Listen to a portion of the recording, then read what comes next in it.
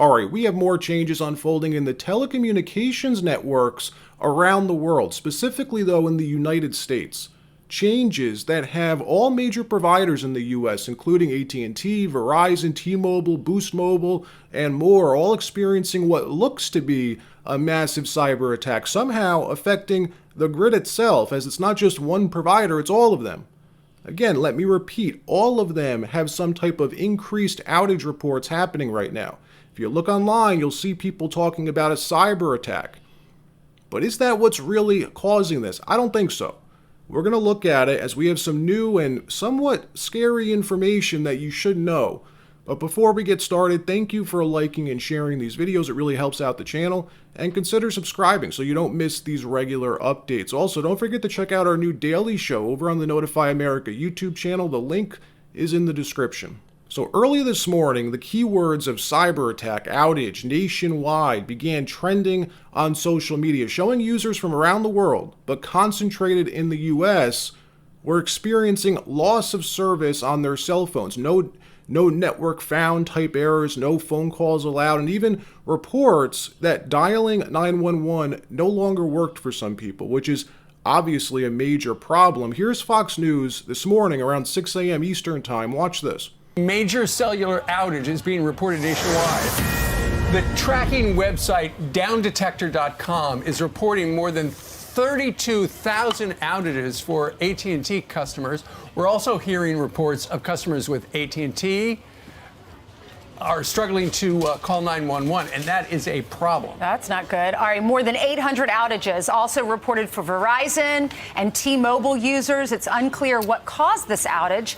There has been no word yet from any of these major cellular networks. Did you have a problem this morning, Pete? I didn't notice it. By the way, welcome. Great to be here. I did not notice it, but a lot of people have. Yeah. And it's coast to coast. It's not the kind of thing where it's just happening here in New York. Apparently, reports are it's all the way to L.A., maybe international, too. I see L.A., Dallas, Atlanta, San Diego, San Antonio, Chicago, San Francisco, and Honolulu. So what about Surfside Beach in South Carolina?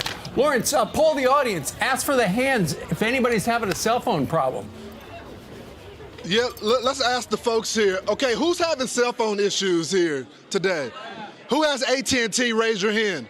at&t? Cell phone issue. What about Verizon? Who's having some Verizon issues today? Okay. Yep. So pretty much everyone, guys, is having the same issues. Lawrence, thank God for the Wi-Fi network, because that's what we're using. Yeah, I was going to say, because it's the data. Lexi, our assistant, she came in this morning and she said, my data's not working, but when I get to Fox and I turn it on Wi-Fi, my phone works now. Now, we found a lot more info about what's happening. I'm going to start at the beginning.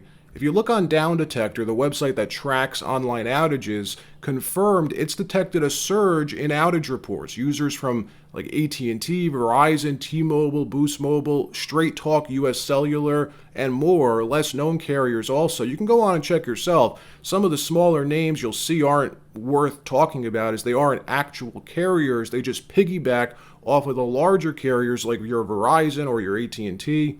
They usually have contracts with those companies to white label their service, right?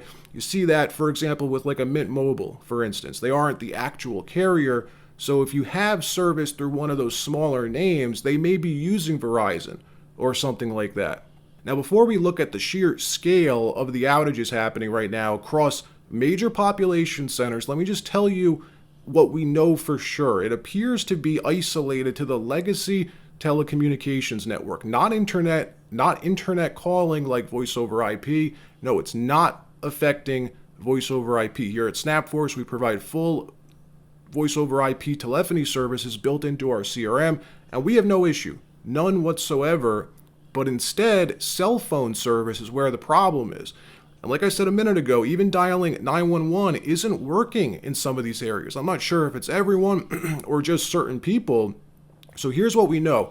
Your Erie, the local news and weather station up in Erie, New York, Erie County, New York, has confirmed 911 dispatch is currently down in that area. The network that connects first responders is called FirstNet, and it's being affected by the outage. Again, that's coming from Your Erie, that local news station. Here's the report they posted early this morning at 5:03 a.m., they write this: breaking, AT&T experiencing nationwide outage, saying AT&T is currently experiencing a nationwide outage affecting several major cities, including Erie. This was confirmed to us by Erie County 911, who also told us FirstNet, which is a network that connects first responders, is being affected by this outage.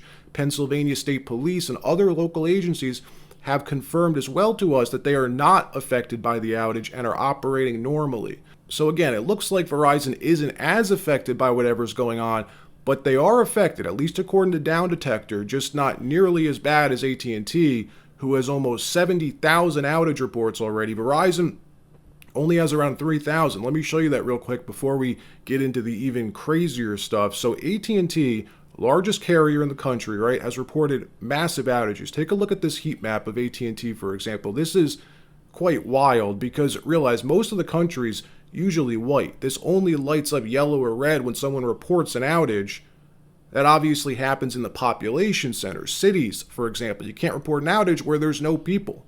So you're seeing the outage reports in the big population centers like Atlanta, Miami, Tampa, Jacksonville, Austin, Houston, Detroit, Raleigh, Trenton, New York, Los Angeles. This is real, folks. This is actually happening.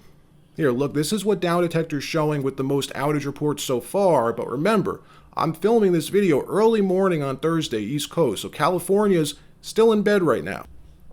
You could see it begin around 4 a.m. Eastern and continue spiking, which is interesting because as I started looking into this, I wondered what could affect multiple carriers. It can't be a traditional cyber attack. When a hacker exploits a service, they have a single target. It's incredibly difficult to pull off in the first place. It takes huge amounts of time to figure out the vulnerability you're attacking, and the chances that a black hat hacker would be able to do that to all of the carriers in the US on the same day at the same time, I just find completely implausible, almost impossible. So it's not a hack. Even a state actor wouldn't waste the exploit like this. Just strikes me as something completely different. So don't be fooled if people start yelling cyber attack at the top of their lungs on corporate media. We've been hearing about major cyber attacks coming. The FBI has warned about it. The WEF keeps talking about it. There was just that Netflix film devoted to some devastating cyber attack. Look, here's an example of what I'm talking about. This is the type of thing that the Davos crowd keeps telegraphing to all of us for some reason. Watch this. COVID-19 pandemic has shaken our economies and societies to the core and shown us how vulnerable we are to biological threats. In the digital world, similar risks are being overlooked right now.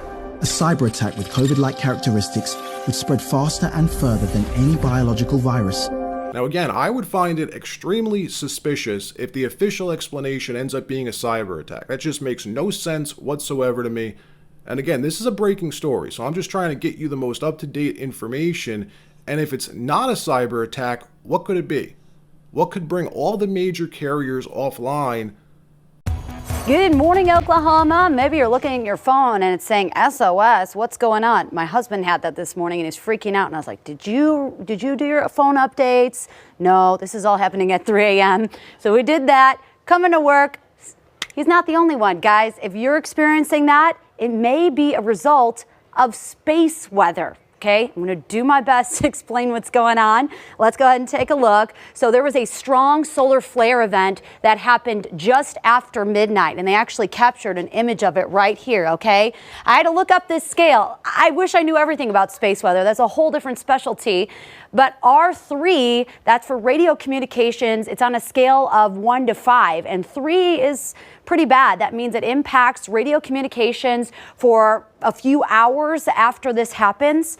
And so right now that could be impacting some of our technology. And sadly, we're entering a solar maximum where we're going to see more and more solar storms, solar flares. And it's never happened in this time of human history where we're relying on technology like we have never before. So interesting time. Hopefully they'll fix it. But the good news is, at least when you're on Wi-Fi, you should be able to still text and call people, right?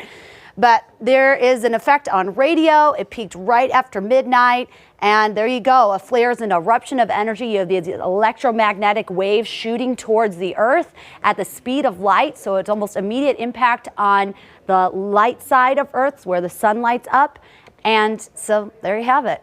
if we jump over to NOAA, the National Oceanic and Atmospheric Administration, they offer this geomagnetic storm scale to explain what could cause widespread outages. For example, it says here, the scales describe the environmental disturbances for 3 event types: geomagnetic storms, solar radiation storms, and radio blackouts. They also show how often such events happen and give a measure of the intensity of the physical causes. Now, I subscribed to their service and found early this morning there was an R3 level event. R3 means strong. In this case, it causes radio blackout impacts. It says HF radio, wide area blackout of HF radio communication. Now, again, I have no idea if this is the cause, but it's interesting nonetheless. We'll have to wait to see what these companies give as an explanation, but what we can say for sure is people in power have been preparing for this type of thing for years. We talk about this often on the Notify America channel. Billionaires building themselves these mansion-style bunkers and things like that. You hear about it at the WEF, for example. Klaus Schwab has been trying to scare people with this for years, this type of thing happening, this type of event happening, a solar flare or some type of massive cyber attack that brings down the grid. Don't fall for it, folks. So again, this is why it's critical to try and live a more self-sufficient lifestyle, not depend on the government to take care of you. Only you can take care of yourself.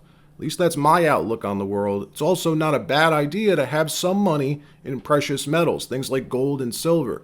Have your own property. Again, I try to be as self-reliant as I can. This isn't investment advice. I'm not trying to say that. I'm just giving it as an option, right? Just to put it out there. I mean, I don't live completely off grid whatsoever, but it's a good idea to not be in a position where you're reliant on the government to fix the problem. We know the government can barely fix anything, especially in this country. And these type of events just remind you of that. All right, that wraps up this episode. Like, subscribe. We'll see you next time. Also, don't forget to check out our new daily show over on the Notify America YouTube channel. The link's in the description.